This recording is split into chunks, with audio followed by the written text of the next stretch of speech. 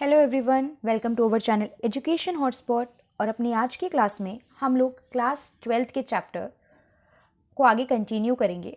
हम लोग जो चैप्टर कर रहे थे वो आपका था patterns of social inequality and social exclusion. इसमें हम बहुत सारी चीज़ें देख चुके हैं और अपनी आज की क्लास में जो टॉपिक हम करेंगे दैट इज़ दलित पैंथर। देखिए, दलित पैंथर ये जो वर्ड है ना, ये आपकी बुक में एक बहुत छोटा सा मतलब एक वर्ड की फॉर्म में बस मेंशन है। यहाँ पे इसको कोई डिटेलिंग आपकी बुक में मेंशन नहीं है, बस दलित पैंथर एक वर्ड यूज़ किया गया है। तो जब दलित पैंथर वर्ड मेंशन है तो हम इसकी डिटेल डिस्कशन कर लेते हैं, क्योंकि अगर आप लोग पॉलिटी में भी इसको पढ़ रहे हैं तो आपकी पॉलिटी में भी पॉपुलर जो स्ट्रगल्स को लेके है, पॉपुलर मूवमेंट्स को लेके चैप्टर है क्लास 12th में, वहाँ पे भी ये चैप्टर आपके आएगा। और जो बच्चा इसको सोशोलॉजी किसी और एग्जाम के पर्पज़ से देख रहा है, लाइक यूपीएससी के पर्पज़ से आप इसे देख रहे हैं, तो वहाँ पे भी दलित पैंथर सिर्फ मैं नाम लेके छोड़ दूँ तो वो चीज़ सही नहीं है। हमें इस पे डिटेल में थोड़ी सी डिस्कशन करके चलनी पड़ेगी। देखिए, दलित्स के बारे में हम बहुत बात कर चुके हैं इस चैप्टर में भी एंड अपने प्रीवियस चैप्टर्स में भी। दलित को लेके हमने बहुत डिटेल में क्या करी है, ऑलरेडी डिस्कशंस करी हैं। तो अब अगर मैं दलित की बात करूँ तो exactly who are Dalits, Dalits होते कौन है? ठीक है, दलित्स जो पीपल थे, ये मैंने आपको बताया कि ये लो कास्ट के पर्सन होते थे, ठीक है, जिन्हें हम शेड्यूल कास्ट वगैरह के नाम से भी जानते हैं। तो ये बेसिकली लो कास्ट के पर्सन होते थे जिनके साथ क्या किया जाता था, इल ट्रीटमेंट किया जाता था। ठीक है, इनको सोशली क्या करा जाता था, एक्सक्लूड करा जाता था, इनके साथ एक्सप्लॉयटेशन होती थी। तो दलित्स बहुत सारी प्रॉब्लम फेस कर रहे थे। अब देखिए, 1947 में इंडिया फ्री हुआ, 1950 में, 47 में इंडिया फ्री हुआ, 50 में हम लोगों ने अपना कॉन्स्टिट्यूशन बना लिया। अब कॉन्स्टिट्यूशन में ऐसी बहुत सारी आर्टिकल्स, बहुत मतलब अगर आपको कॉन्स्टिट्यूशन के बारे में नॉलेज है तो कॉन्स्टिट्यूशन में मैं वर्ड, देखिए आर्टिकल्स पार्ट्स अगर आप लोगों को नहीं पता है तो लीव दैट। मैं ये बोल रही हूँ कि कॉन्स्टिट्यूशन में बहुत सारे प्रोविजंस ऐसे डाले गए हैं, ठीक है, जिनको पता है that is well and good. तो बहुत सारे प्रोविजंस ऐसे डाले गए हैं जहाँ पे हमने दलित्स के राइट्स को प्रोटेक्ट करने की बात की है। चाहे हमने फिर इक्वालिटी की फॉर्म में आर्टिकल दिया हो, चाहे हमारा कॉन्स्टिट्यूशन का article 17, if you guys don't have knowledge about it then हमारा कॉन्स्टिट्यूशन का आर्टिकल 17 हो, जो बेसिकली अनटचेबिलिटी के अगेंस्ट, अनटचेबिलिटी का पूरा कंसेप्ट हमने प्रीवियस क्लास में देखा है। चाहे हमारा आर्टिकल 17 हो जो बिल्कुल अनटचेबिलिटी के अगेंस्ट बात करता है। तो आज की वीडियो बहुत छोटी और ये सिंपल सी रहेगी, जिसमें हम सिर्फ ये दलित पैंथर की कहानी को देखेंगे। तो दलित पैंथर की जब मैं बात कर रही हूँ तो दलित पैंथर्स एक ग्रुप था। नाम से समझ में आ रहा है कि ये ग्रुप बेसिकली दलित के राइट्स को प्रोटेक्ट करने के लिए आया होगा, दलित्स के अगेंस्ट हो रही एक्सप्लॉयटेशन के लिए आवाज़ उठाने के लिए आया होगा। लेकिन ये ग्रुप जो था, पहली बात, ये बी आर अम्बेडकर से इसका कोई कनेक्शन नहीं है। बी आर अम्बेडकर ने जो दलित मूवमेंट स्टार्ट करे थे, आइडियोलॉजी, जिस आइडियोलॉजी को लेके उन्होंने दलित मूवमेंट स्टार्ट करे थे, दलित मूवमेंट बेसिकली कौन से मूवमेंट होते थे, जो दलित के राइट को प्रोटेक्ट करने के लिए होते थे, जो बी आर अम्बेडकर अपने टाइम में स्टार्ट कर चुके थे। ठीक है, तो अब दलित मूवमेंट की आइडियोलॉजी पे बेस था, दलित मूवमेंट के बेसिस पे ही इसको बनाया गया कि दलित्स के साथ हो रही जो भी प्रॉब्लम्स हैं उनके अगेंस्ट हमें वॉइस रेज करनी चाहिए।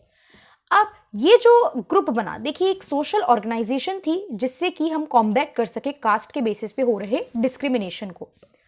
अब जो बेसिकली फाउंडर्स कौन थे, कुछ लोगों के नाम आपको याद रखने ज़रूरी है, थोड़ी सी फैक्चुअल इन्फॉर्मेशन है that you need to remember. बहुत सारे राइटर्स एंड पोइट्स के ग्रुप थे, तो वो लोग बहुत ज़्यादा यहाँ पे इसमें इन्वॉल्व होते हुए हमें दिखे। तो यहाँ पे कुछ नाम है, नाम, ठीक है, ये नाम आपको हमें याद रखने हैं।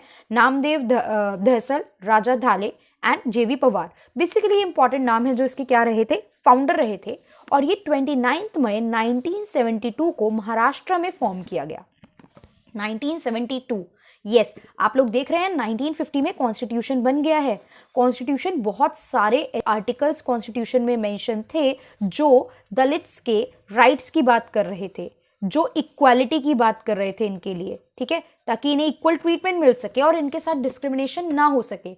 वहीं अगर मैं लॉ की फॉर्म में, लीगल फॉर्म में बात करूं तो हमें पता है कि अनटचेबिलिटी को आर्टिकल 17 के थ्रू क्या कर दिया गया था, एक ऑफेंस मान लिया गया था। आर्टिकल 17 के थ्रू अनटचेबिलिटी को एक क्रिमिनल ऑफेंस कंसीडर कर दिया गया था कि अगर आप ये प्रैक्टिस जो है, मतलब ये जो कंसेप्ट है इसकी प्रैक्टिस करते हैं तो it will considered as a criminal offence. उसके बाद भी 1972 तक भी हमें कुछ प्रॉब्लम्स देखने को मिली सोसाइटी में, मैंने बार बार बोला है आज की डेट में भी चीज़ें कम हो गई हैं, बट अगर हम किसी बैकग्राउंड रूरल एरिया में चले जाएंगे तो वहाँ पे हमें आज की डेट में ऐसी बहुत सारी चीज़ें देखने को मिलती हैं। जो बच्चे 12th के हैं वो सिर्फ इतना ही समझेंगे, लेकिन जो बच्चा अभी यूपीएससी एस्पिरेंट है, जो यूपीएससी के लिए प्रिपेयर कर रहा है, आप लोग नेट पे अलग अलग चीज़ें, आर्टिकल्स, बेसिकली कुछ दलित्स को लेके रिसेंट आए हैं। रिसेंट केसेस बहुत सारे हुए हैं जिसमें हमने देखा कि एक दलित स्टूडेंट ने यूनिवर्सिटी में सुसाइड कर लिया कुछ चीज़ को लेके। तो आप थोड़ा थोड़ा ऐसी चीज़ों के बारे में पढ़ सकते हो, इन चीज़ों के बारे में, इन केस स्टडी को आप पढ़ सकते हो, जिसे आप बहुत सारी जगह यूज़ कर पाओगे। एक यूपीएससी एस्पिरेंट इसको अपने GS4 के कंसेप्ट में यूज़ कर सकता है, प्लस पॉलिटिकल एस्पेक्ट हम इसके देख के चल रहे हैं कि पॉलिटिकल एस्पेक्ट से किस तरीके से रिलेटेड है, राइट। तो ये डिफरेंट डिफरेंट स्पेयर्स में हमें टॉपिक जो है वो हेल्प करते हैं। फिर ये जो पर्टिकुलरली ग्रुप था, ये इंस्पायर था ब्लैक पैंथर पार्टी से। अब what is this black panther party? देखिए, जैसे इंडिया में दलित पैंथर बना, तो उससे बहुत पहले ये एक ब्लैक पैंथर पार्टी नाम की एक ग्रुप बन चुका था यूएसए में, मतलब बेसिकली अमेरिका में। किस चीज़ के लिए, यहाँ पे किस चीज़ के रिगार्डिंग था? ये अफ्रीकन अमेरिकन ग्रुप को लेके जो कॉन्फ्लिक्ट था, ब्लैक पैंथर पार्टी जो थी, ये अफ्रीकन अमेरिकन जो कॉन्फ्लिक्ट था उसको लेके ये ग्रुप बनाया गया था, ठीक है। वो लोग अपने राइट के लिए जो थे लड़ रहे थे, और हम अपने राइट के लिए लड़ रहे हैं। हम कौन? दलित पैंथर, दलित्स यहाँ पे अपने राइट्स के लिए लड़ रहे थे। अब ये एक मिलिटेंट ऑर्गेनाइजेशन था जिसमें दलित के यूथ थे। देखो, यूथ नोटिस कर रही है कि डिस्क्रिमिनेशन हो रही है, यार हमें जॉब नहीं मिल रही, हमें पढ़ाई के ऑप्शन नहीं मिल रहे हमारे साथ। मतलब क्या है बेसिकली, यूथ क्या चाहती है? जॉब चाहती है, एजुकेशन चाहती है, बेटर अपॉर्चुनिटीज। मतलब देखो, इक्वल तो ठीक है, लेकिन हम बेटर अपॉर्चुनिटीज चाहते हैं। फिर जब लोग पढ़ लिख गए, जब लोग समझने लगे कि कॉन्स्टिट्यूशन ने हमें इतने राइट दे रखे हैं and we too have equal rights, हमें क्यों पीछे रखा जा रहा है? हम जब एजुकेशन वाइज हर चीज के अकॉर्डिंग देखा जाए तो इक्वल है बाकी लोगों से, then why on the basis of our caste only हमें अपॉर्चुनिटीज नहीं दी जा रही हैं? Then people start raising their voice. तो यहाँ पे लोगों ने अपनी वॉइस उठानी स्टार्ट करी, और काइंड ऑफ थोड़ा सा रिवोल्यूशनरी लोग, देखो यूथ है, गुस्सा होता है, गर्म खून होता है ना, तो रिवोल्यूशनरी टाइप ये लोग थे। थोड़े बुजुर्ग लोग होते हैं, क्या होता है, थोड़ा इतना गुस्सा आक्रोश नहीं दिखाते, शांति से एक बात करने की कोशिश करते हैं। बट यहाँ पे दीज गाइज आर, मतलब पर्टिकुलरली ग्रुप में जितने भी लोग थे, ये रिवोल्यूशनरी टाइप के लोग थे, है ना। अब दलित पैंथर किस किस टॉपिक में बात करेंगे, बार बार मैं डिस्कस कर रही हूँ। दलित्स के द्वारा, दलित्स के लिए बनाया गया ग्रुप था बेसिकली। तो ऑब्वियस बात है, उनके राइट्स की बात करेंगे, अपने राइट के प्रोटेक्शन की, जस्टिस की, इक्वालिटी की बात करेंगे, ठीक है। ऑल दो फ्रीडम, मतलब आज़ादी मिल चुकी है, कॉन्स्टिट्यूशन बन चुका है, कॉन्स्टिट्यूशन में राइट है, प्रोटेक्शन दे रखी है, बट इम्प्लीमेंट नहीं हो पा रही है। So we want the proper implementation, ये इस ग्रुप का मोटो था। तो कास्ट बेस्ड इनइक्वालिटीज़ को ख़त्म करा जाए, इनजस्टिस जो हो रही है अगेंस्ट दलित उसको खत्म करा जाए। आज़ादी के इतने साल बाद भी, कॉन्स्टिट्यूशन बनने के इतने साल बाद भी, इतने सारे लीगल राइट्स देने के बाद भी, रिजर्वेशन देने के बाद भी अभी भी प्रॉब्लम देखने को मिल रही थी। तो दैट इज इनजस्टिस, ठीक है। तो वो चीज़ों के अगेंस्ट दलित पैंथर आया। बाकी मैंने बताया, if you want to know more, if you want to study more, then आप ऐसे रिलेटेड आर्टिकल्स सर्च कर सकते हो, आप इसके रिगार्डिंग जो पर्टिकुलर डेटा आता है, वरना हम सेपरेट वीडियो बनाएंगे। अभी 12th के स्टूडेंट्स के हिसाब से बहुत ज़्यादा मैं इस वीडियो में डाल दूँ तो वो एक्सेप्टेबल नहीं है। अलग से अगर, मतलब जो यूपीएससी वाले स्टूडेंट हैं उनके लिए कुछ अलग से इस पर हम टॉपिक पे ऐड करके अलग से मूवमेंट सारे देखेंगे। अब दलित मूवमेंट जो थे, जो पुराने समय से चले आ रहे हैं, दलित पैंथर तो दलित मूवमेंट में ही एक मूवमेंट ऐड हो गया, बट क्या पहला दलित मूवमेंट था? नहीं।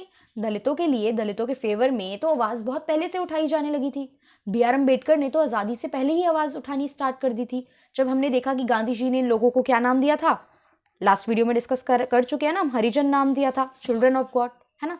तो दलित मूवमेंट का मोटो बेसिकली किस चीज पे, किस आइडियोलॉजी पे बेस्ड था? That is based on equality for all. अब ऐसे वर्ड आप जब 12th में क्वेश्चन पूछा जाएगा दलित मूवमेंट से रिगार्डिंग या दलित पैंथर से रिगार्डिंग, तो आप इसको इस तरीके की टैगलाइन, स्लोगन टाइप अपने क्वेश्चंस में, मतलब अपने आंसर राइटिंग में यूज कर सकते हो। वो आपको एक बेटर प्रेजेंटेशन देगा, राइट। तो इक्वालिटी फॉर ऑल क्या था? इनका मोटिव था। इसके अलावा हमने दलित पैंथर की फॉर्मेशन देख ली, किस किसने फॉर्म किया, ये इन्फॉर्मेशन आपके पास है प्रॉपर, आप इसके नोट्स बना लीजिए। इस वीडियो में इतना ही करते हैं, आगे की वीडियो में इस चैप्टर को हम आगे कंटिन्यू करेंगे। Okay, so that's all for today. Thank you for watching the video.